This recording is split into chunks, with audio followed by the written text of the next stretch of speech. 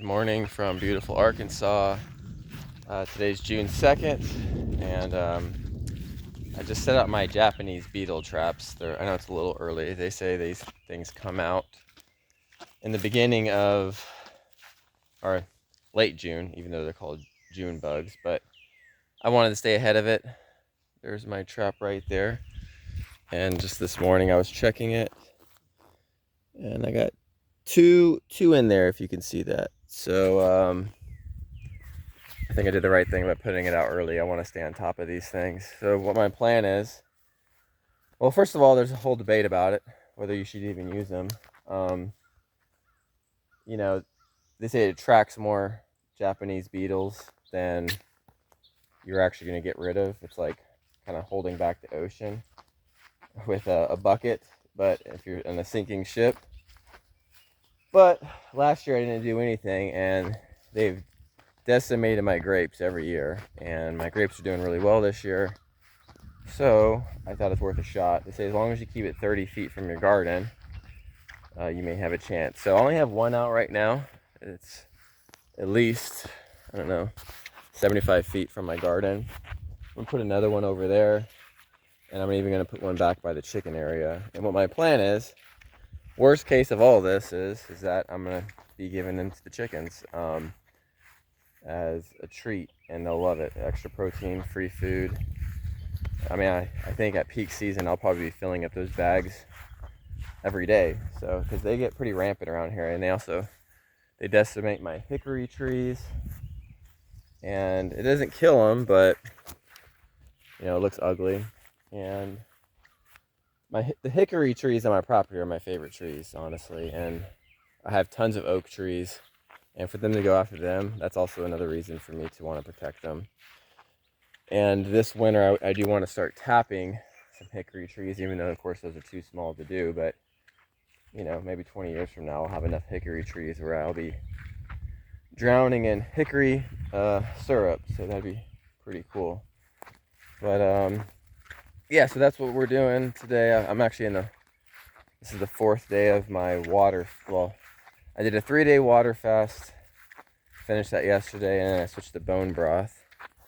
So I'm doing bone broth today and tomorrow until about 4, and then I'll be back to solid food. So yeah, we went on a cruise early in May, and I put on a lot of weight. That's probably the heaviest I've been in my life.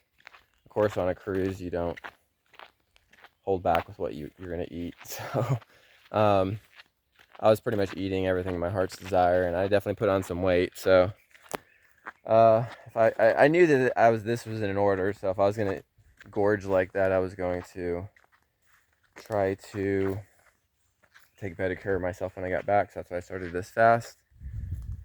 And kind of why I'm doing this video. It'd be nice to see how I look compared to other videos. I think I'm starting to look. It's definitely making it known. It's my body, especially my face. So.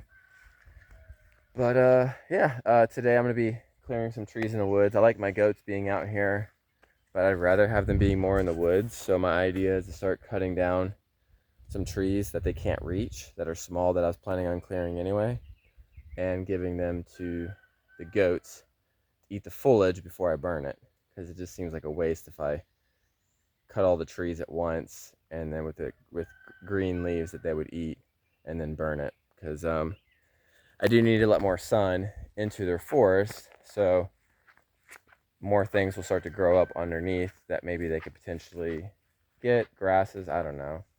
I'm open to all ideas, but either way, it's a cheap way of feeding them without them coming out here.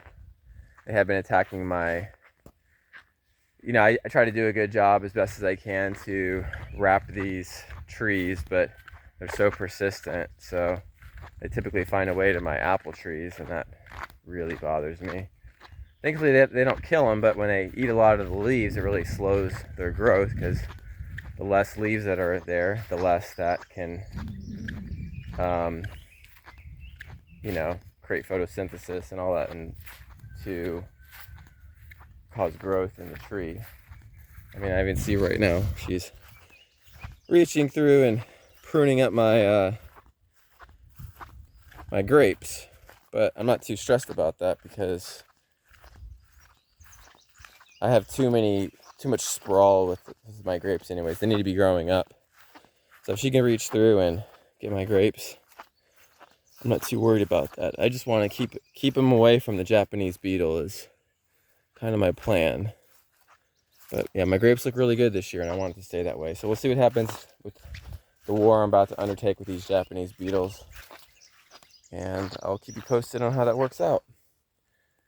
All right.